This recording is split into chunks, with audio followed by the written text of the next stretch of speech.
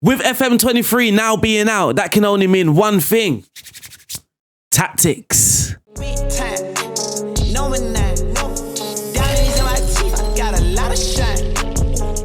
Welcome back to the channel. If you're new because of the new Football Manager, make sure you are subscribed, liking the video. I know this is a bit annoying, but liking the video is really important in helping this channel and this video grow. So liking this video will be hugely appreciated. Smash that like button, but also in the comment section you can comment which tactic you think I should look at to do in FM23. Today's tactic though, we are going to be doing Erik Ten Hag at Manchester United. We will start off with the results because we got some fantastic results in the Premier League. We did win the league. We played 38, we won 29, we drew 3, all 3 being away games against Palace, Fulham and Villa.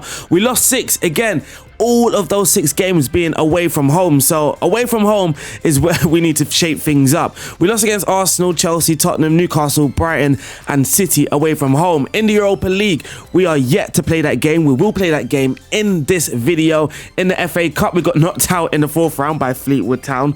Whoopsie. And in the Carabao Cup, we managed to win that, beating Liverpool 3-0 in the final. We scored lots of goals, 104 goals to be exact. We had a lot of shots as well. We came in 3rd with the most shots for the most dribbles made. We're not in the top 8 surprisingly. For the fewest shots against Manchester United are 3rd. Most possession, we are 6th. Most clean sheets, Manchester United. And for the fewest conceded, surprisingly again, Manchester United. Looking at the players, Cristiano Ronaldo scored 51 Premier League goals. Marcus Rashford had 24 Premier League assists. Most shots for Ronaldo came in 2nd, so though he scored the most goals, he didn't actually have the most shots. Most man of the match awards, Ronaldo, no surprise. Most key passes, Christian Eriksen. We've got a very good role for Christian Eriksen. Best pass completion, Edison. Wow.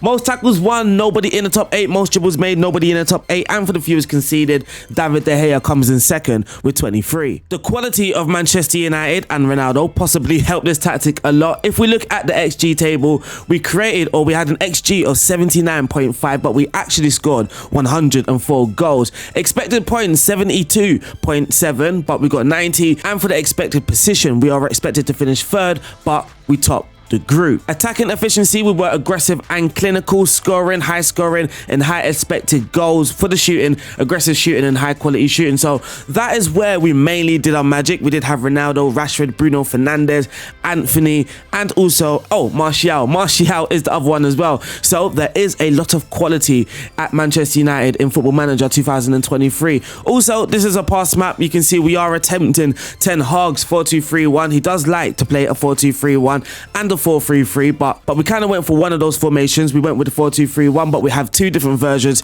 We have one is kind of in a high press, and then we have a mid block. I do feel in Football Manager 2023 we will be doing that a lot. When sharing tactics is likely going to come with 2 versions, because this year, I feel it's very difficult just to stick with one system. Even with these 2 formations, I was changing the mentality, the trigger press. I was changing a lot. I was tweaking during games, which I would advise you to do as well. I wouldn't just download a tactic and just pull it in and hope for the best every single game. I will look to tweak things if I do download a tactic. You can also expect a little drop off around Christmas, so around around December or January. Do expect a performance drop off. If that happens, it could be a trigger press, it could be your counter movement.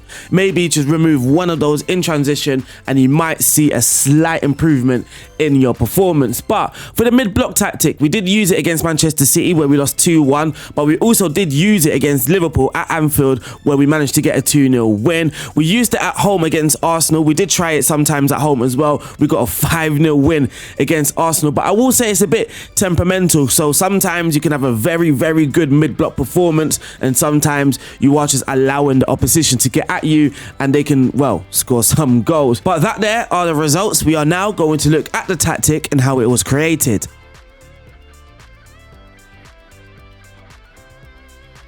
Ten Hag's start at Manchester United, it was a little shaky, it was a little rocky, but now we are starting to see his style slowly appear. These are the 3 articles that I used when creating this tactic.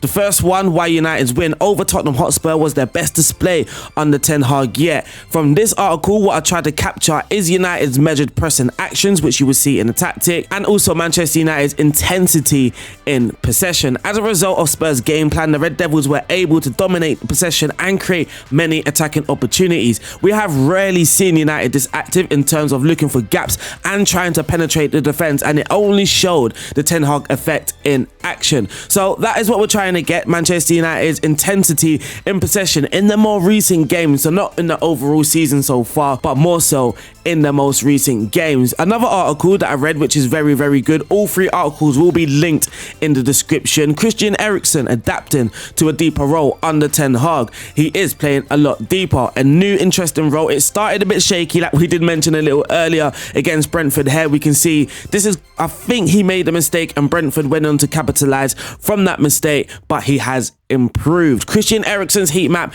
you can see he's now operating a lot in those deeper areas. Ball progression, he's involved a lot with the ball progression. He is kind of their deep line playmaker, their register in the side, and you can also see he's penetrating carry, so he's not going to have that deep line playmaker role in Football Manager because we want him to carry the ball, but also long passes. He is playing a lot of long passes for Manchester United, and this is currently Christian Eriksen's pass map. So far it's Manchester United's intensity in possession, their measured actions off the ball, and Christian Eriksen's role at Manchester United. But another article, breakingthelines.com, Erik Ten Hag's style is slowly appearing at Manchester United, and this just covers a lot of the fullbacks movements as well. You can see Malaysia combining with Bruno Fernandez. We can see the article talking about, again, Manchester United's intensity in possession. The Red Devils can quickly move up the field with purpose, bypassing defenders with simple first touch pass and move. So we want to have some intensity in possession, perhaps move the ball quickly. Another interesting role in this side is Diogo Dalot, the right back. Sometimes he comes in very, very narrow, and sometimes he is looking to overlap a player like Anthony. If Anthony looks to come inside, Dalot can go in the overlap,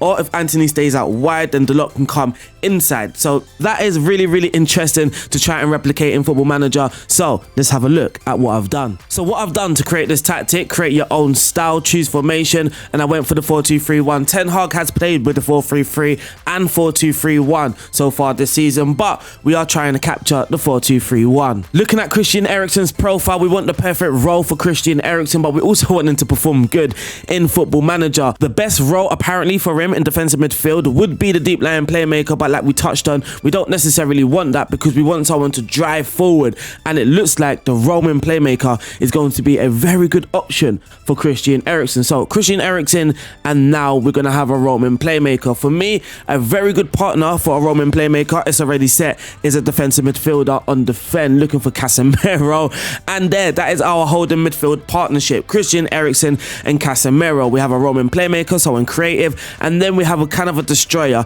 just protecting that playmaker. One interesting thing that I saw yesterday at Manchester United's game, 1-1 draw away to Chelsea, was the left back. The left back, when Manchester United were building, Man United often built with the three at the back. So a lot of the times what happened was the right sided centre back would kind of drift over to the right hand side. The left sided one will come into the middle, and then that would allow the left back to move into the left-sided centre-back area. In this here is creating a three at the back. Eriksen a lot of the times drifted further forward, and that actually created a 4-3-3 as well. So you could say against Chelsea we saw a 4-3-3 more often. Casemiro would drift into the middle, and this would allow Diogo Dalot to then move in centrally, and this will allow Anthony to stay out wide. So a lot of the times there was a 4-3-3 with Dalot then coming inside to kind of create a three at the back for Manchester United when building out from the back. A role for Luke Shaw, talking about Luke Shaw, finding a role for Luke Shaw, we could possibly use a fullback on defend, which is what I did do for the mid-block tactic, but for the home tactic, or when you're just trying to score some goals, we are using a fullback on support. For Dalot, we are looking for a fullback that can kind of do both, go over the outside and come on the inside. For me, the complete wing-back may just offer that. So for Dalot, we are going to be using the complete wing-back, Luke Shaw, fullback on support. At the back, we are going to use Martinez as a ball playing defender on defend, and for his partner is going to be Rafael Varane on a central defender on defend. In goal, we're just going to leave David De Gea on the goalkeeper because I don't believe he's a great sweeper keeper.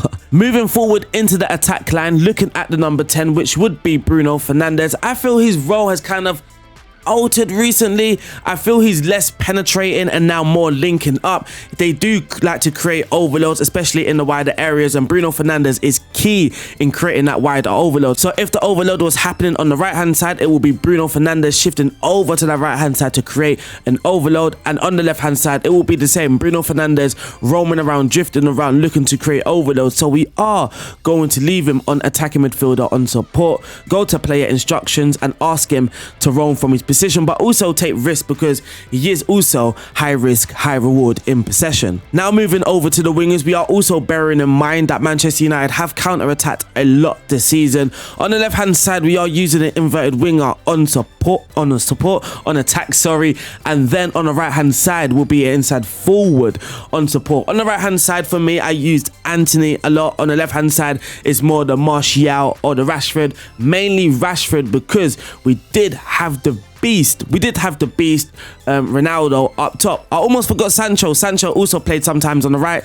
sometimes on the left. He played most of his games in Europa League. His attributes are really, really good. I was going to say I couldn't get the best out of him, but I am looking at his average rating and it's at a 7.15. In the Premier League, it's at 7.14, but he has scored 9 goals and got 10 assists. So maybe we did get a very good output from Sancho.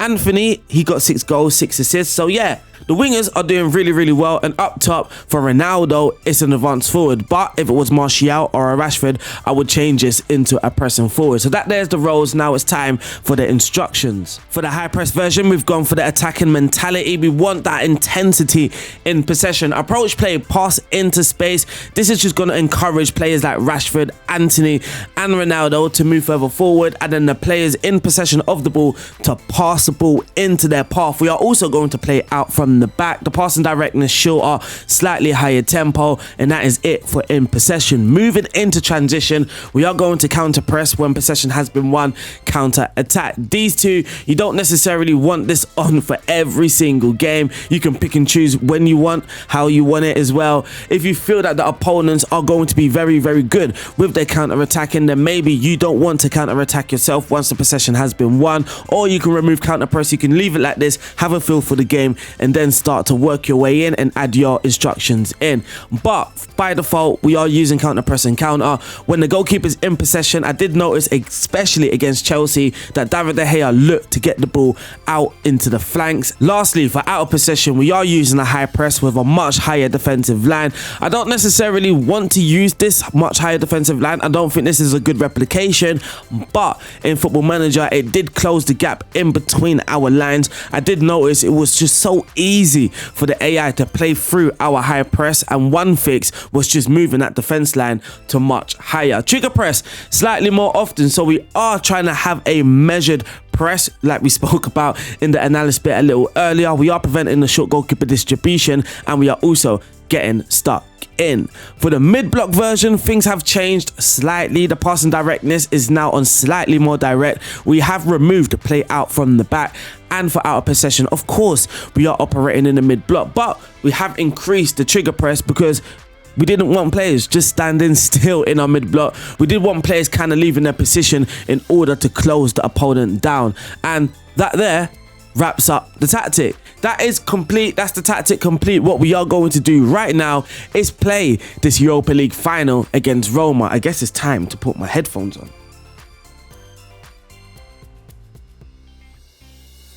So this is the lineup for today. It's practically the same team that I created the tactic with. So we do have Roma at home, and I believe they're going to be a little bit defensive, a little bit counter-attacking, so we may actually start this game with a tweak. What I also like to do as well is just have a look at the opposition, see where they're strong at, what their tactical style is as well. I look at the open play key passes to see who the dangerous players in possession are for them.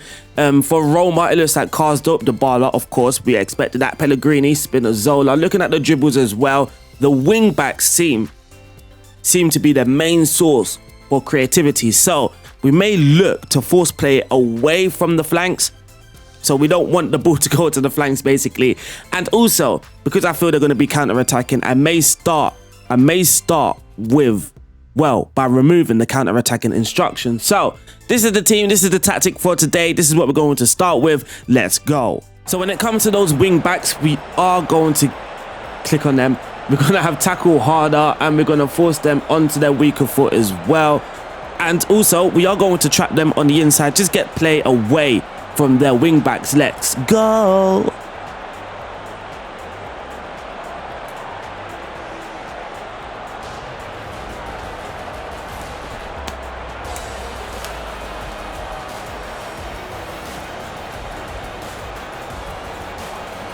Tune. Europa League final. Hopefully Arsenal get there in real life. They've got nobody new. Nobody new there at Roma. I do like this little cutscene though.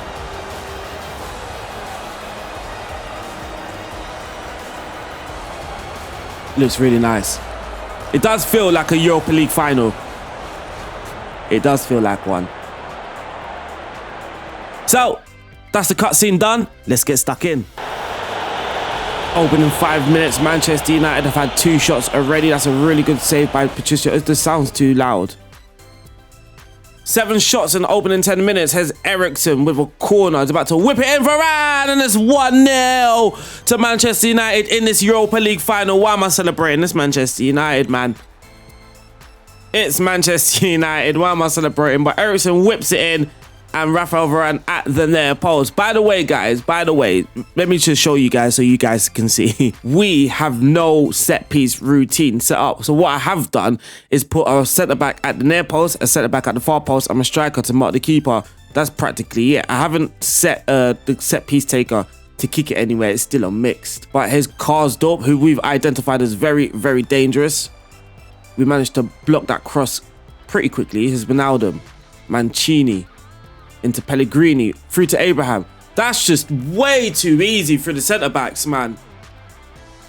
That is what is the centre-backs doing? Look, typical football manager, 1 shot, 1 goal. That's all it takes. That happens so often. Here's Karsdorp, Dybala, Eriksen on the ball. Mancini, Martinez, Luke Shaw. Plays the ball over the top to Rashford. Pulls it back in, Ronaldo! And that is how he scores a lot of his goals. And now you can see why Rashford gets a lot of assists and why Ronaldo gets a lot of goals, because that has happened a lot during the season. It's nice. It's a nice partnership between the two, even though that wasn't exactly a Rashford assist, but you can see why. So we have dominated. Well, I think we've dominated in this first half so far, and I think Mancini is just about to get sent off. Yes, he is. Now Roma are down to 10 men. This should be fun. It should be, or they're just going to camp. They're just going to defend for the rest of the game, is what I believe they're going to do. It's 2-1 at half-time. Come on, boys. Wijnaldum has a strike at goal. Look, they're even still attacking with 10 men. And we can't break them down all of a sudden. Here's Dybala with a free kick.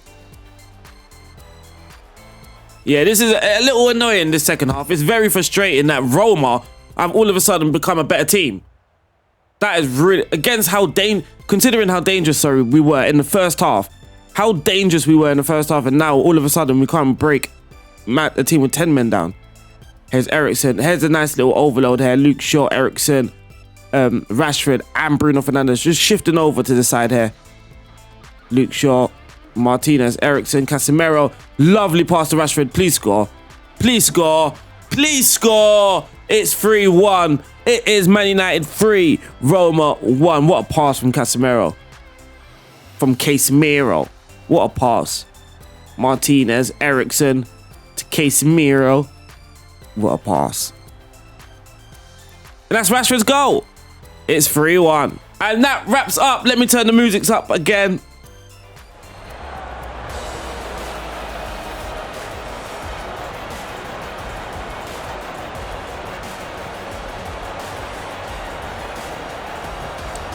Ooh, the crowd look a bit. Hey!